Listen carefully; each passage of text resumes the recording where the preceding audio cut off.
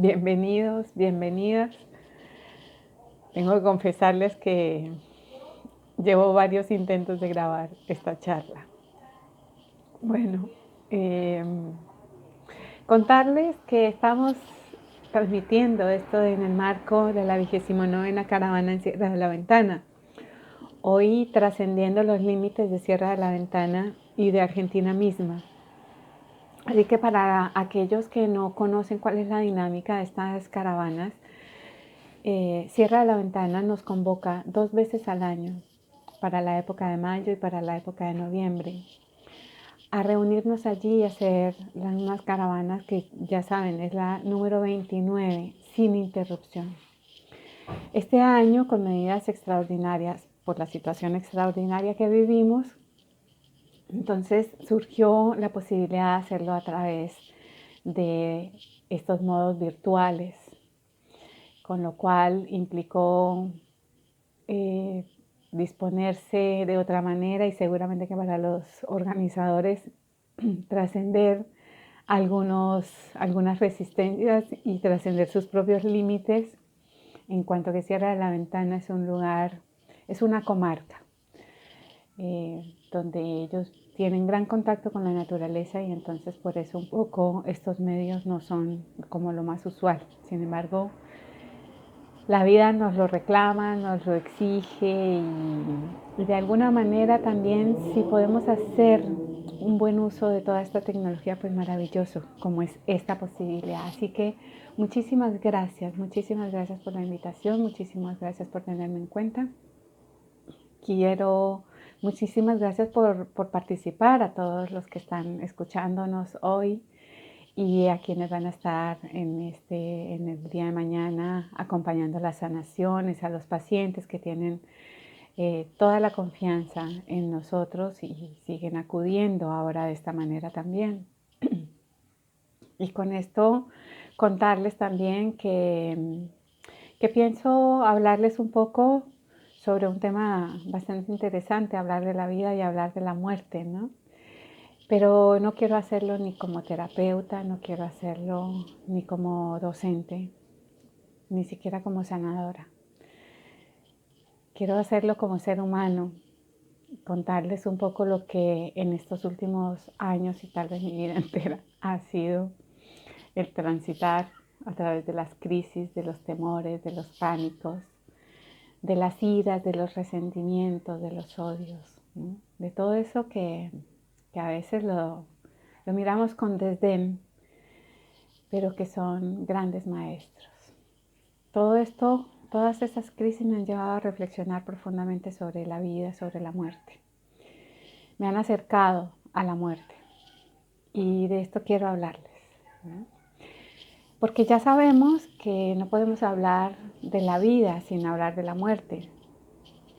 No podemos hablar de la muerte sin hablar de la vida. Sin embargo, a la hora de vivir lo cotidiano, el día a día, es como si dejáramos a la pobre muerte a un lado y nos olvidáramos de ella, ¿no? Nos creemos permanentemente vivos y sin embargo muchas veces vamos tan automatizados y automatizadas que en realidad estamos más muertos que vivos en esta vida. Quería contarles, a partir de que esta nueva forma de relacionarnos nos invita a morir a una vieja forma, pero a la vez está surgiendo naturalmente y de manera casi insospechada un nuevo formato, ¿no? Y aunque nos encontráramos en noviembre, presencialmente de nuevo, bajo las formas que suelen ser nuestras compañeras, los perros han decidido cantar, acompañar esta grabación.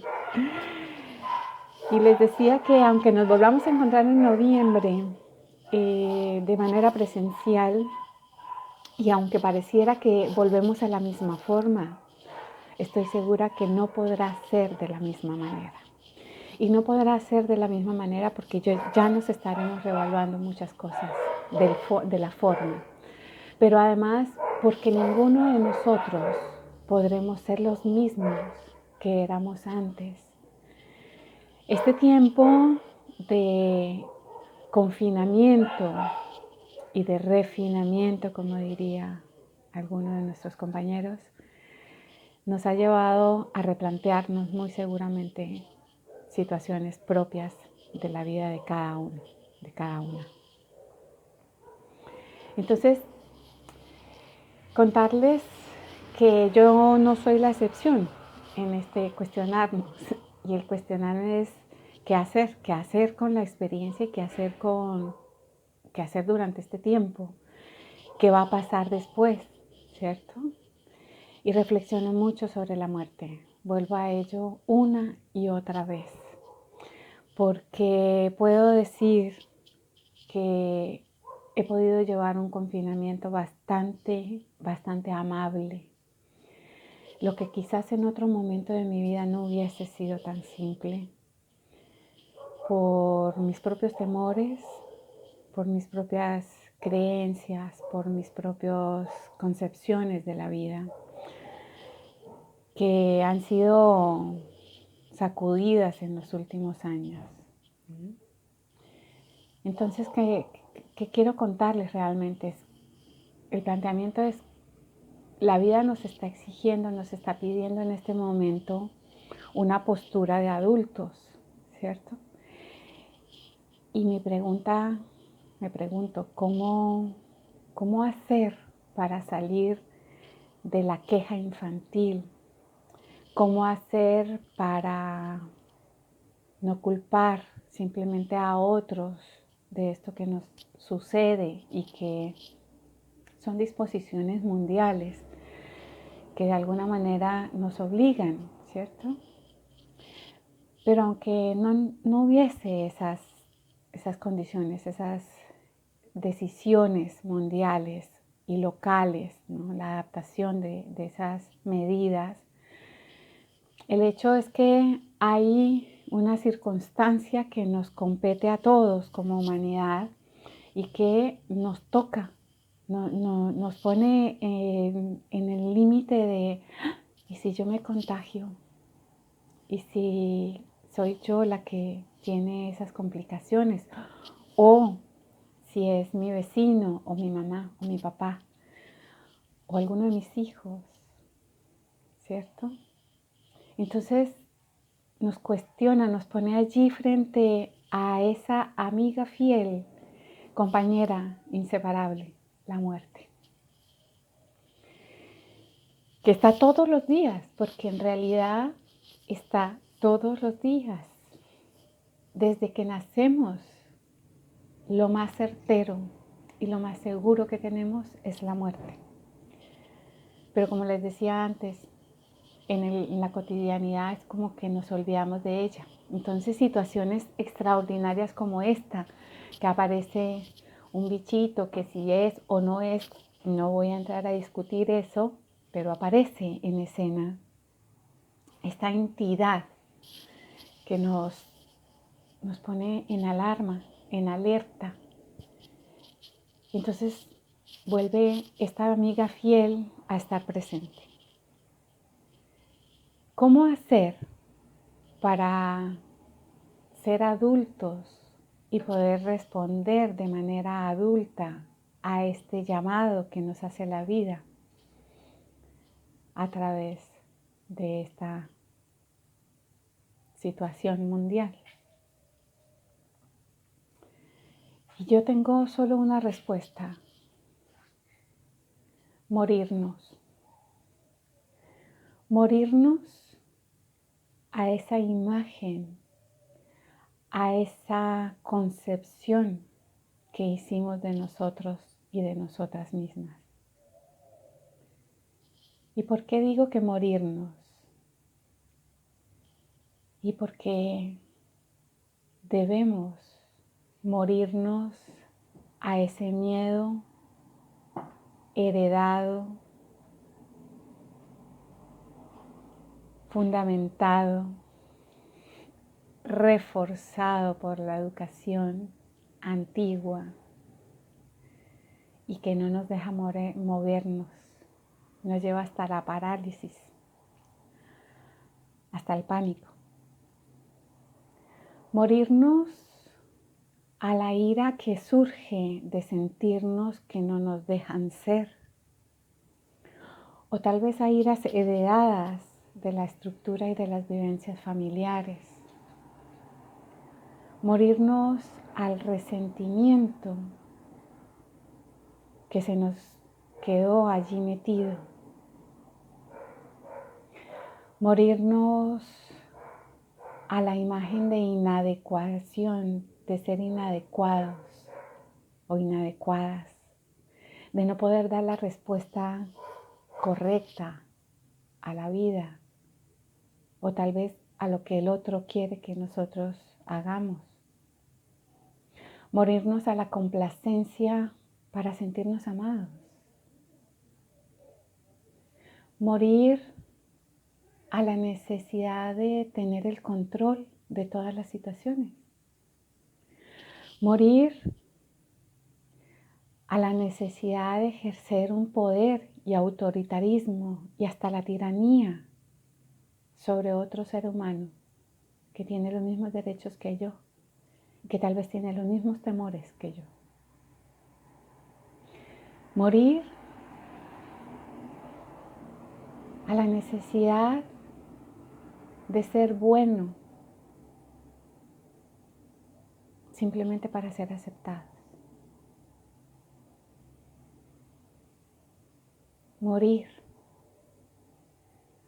a la idea de tener que tener las respuestas en este momento en que todo es incertidumbre. Morir a esa imagen, morir a ser ese que creímos ser para poder nacer al que realmente somos. Y entonces, ¿cómo lo he dicho yo? Me paré frente a la muerte, a esa imagen que un día alguien nos vendió, ¿no? Hoy tengo otra imagen, hoy estoy construyendo otra imagen de ella. Pero esa imagen que la vistieron de negro, le pusieron una hoz y nos miró así con cara de ahora vengo por vos. A la que le tuvimos miedo y le tenemos miedo y la rechazamos. Y rechazándola a ella, estamos rechazando la vida y nos estamos rechazando a nosotros mismos. Por no aceptar que ella es parte, va a estar siempre al lado de nuestro. Entonces comencé a darle el lugar. Le dije, vení, vamos a tomar café. Vamos a conversar. Yo tengo varias cosas por preguntarte. Y comencé a preguntarle, ¿cómo hacer para morirme a la ira? ¿Cómo hacer para morirme al pánico, al miedo que no me deja mover? Hice un listado que yo les invito a ustedes a hacerlo. Un listado de esos sentimientos que los tienen atrapados. Un listado de esos juicios, de los mandatos que heredamos y que no les dejan mover para ser ustedes mismos, ustedes mismas. Yo me comencé a hacer el listado y a preguntarme, ¿esto es mío o es de otro? ¿Esto es mío? Hasta cierto grado, obviamente, todo es nuestro, porque por algo lo vivimos, por algo lo sufrimos, por algo está con nosotros. Esa parte la tenemos que hacer. De eso tenemos que hacernos cargo. Pero también, ¿cuánto de esos miedos son heredados o aprendidos colectivamente? ¿Cuántos por la historia familiar, por las estrategias de la familia? Entonces la muerte me fue contando que sí, que a razón de las hambrunas, de los abandonos, de las muertes, de las pérdidas, de los abortos, de los no incluidos en la historia familiar, de los olvidados, de los que se fueron, de los que murieron en abandono. Nosotros aprendimos, la estrategia familiar fue a veces callar, a veces tener miedo, a veces tener rabia. Y entonces comencé a comprender que eso que era mío era también de ellos, pero no le pertenece a uno solo, nos pertenece a todos. Y entonces, ¿qué hacer con ello? Y comencé a encontrar en la consulta que eso mismo eran como lazos atávicos que no dejaban a mis pacientes ser y vivir. Y entonces comencé a comprender que teníamos que mirar esas historias, aunque no sepamos todo. No necesitamos saber todos los detalles de cómo se dieron. Necesitamos aceptar que esa ira está, que ese odio está, que ese miedo está, que ese mandato, que ese juicio está en mí activo. Entonces yo puedo hacer algo, puedo mirarlo, puedo aceptarlo, puedo decirle te reconozco, te pongo en mi corazón. Pero también puedo decirle a todos ellos y a todas esas situaciones, a todas esas emociones, a todas esos mandatos, pero también a todos aquellos que aprendieron esas historias en la historia familiar, en el grupo familiar, decirles, hoy quiero honrarlos, los honro lo que ustedes hicieron para poder seguir la vida, pero ¿saben qué? Eso ya hoy no me sirve, pero tampoco les está sirviendo a ustedes. Y es cierto, la muerte comenzó a contarme que era cierto que a ellos se les estaba pesando también eso. Entonces dije, bueno, entonces hagamos algo que sea bueno para ambas partes. Yo decido vivir y decidí tomar las riendas de mi vida, incluirlos a ellos como experiencias, incluir esas experiencias, honrándolos en cada paso, en cada mirada, en cada cosa que hago, en cada acto. En nombre de ustedes, decido ser feliz en esto que voy a hacer. Tal vez ustedes no lo hubiesen hecho así nunca, pero es que hoy son otros tiempos. Y yo soy otra persona. Así que aquí los llevo en mi corazón, los pongo en mi corazón, los libero. ¿Ustedes me quieren ver feliz? Y la muerte me dijo que sí. Que curiosamente nosotros somos leales y fieles a ciertas historias, pero los estamos atando a ellos también. Entonces le dije, listo, decirles que pueden descansar en paz, que yo aquí me hago cargo de mí y comienzo a hacer mi vida, que miren con buenos ojos este nuevo camino. Y decidí ser irreverente a la historia del dolor, porque yo había aprendido, consciente, inconscientemente, que ser leales a ellos y a la historia familiar tenía que ver con ser un mártir, inmolarme, sufrir. Basta. Decidí ser irreverente a esa norma, a esa lealtad que yo misma creé. Y comencé a proponerme y a proponerle a la muerte a ser leal a lo que ellos sí lograron hacer, a lo que mi historia familiar aprendió. Se sobrepusieron a las muertes, se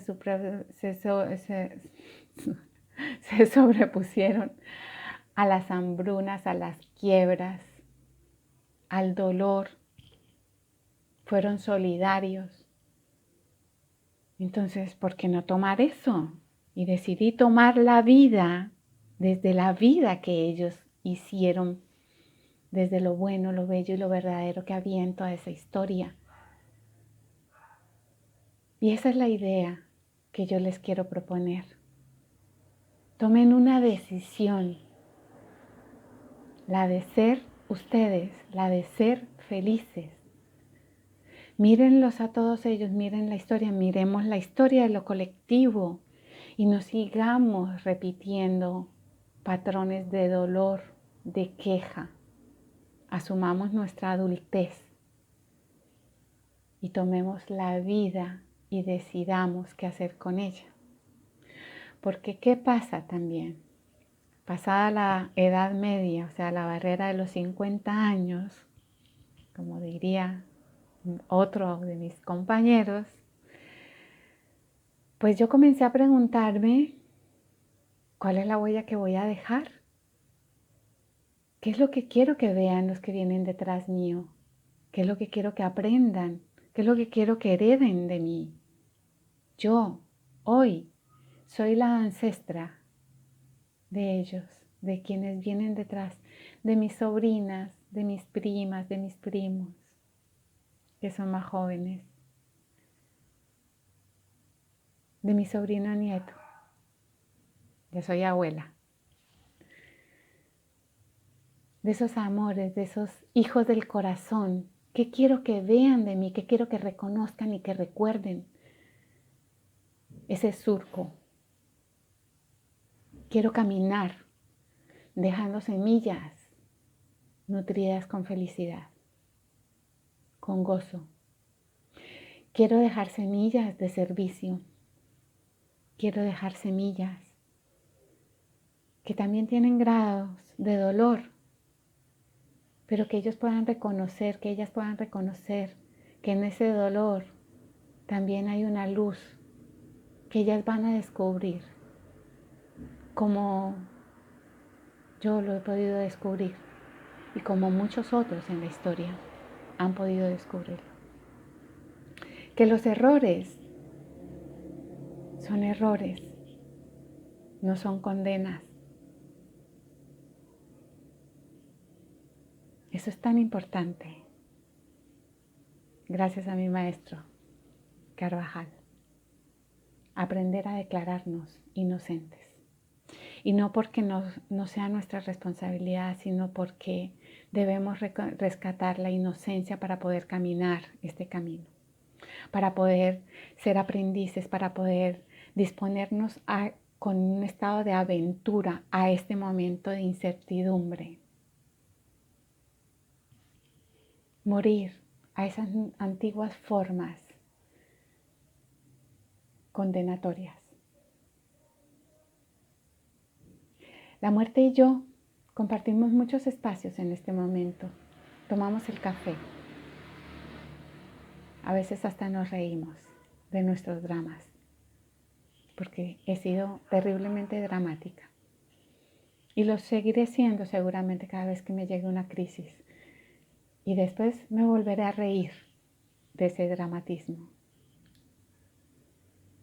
Le enseño a mi cuerpo que todos los días mueren algunas de sus células.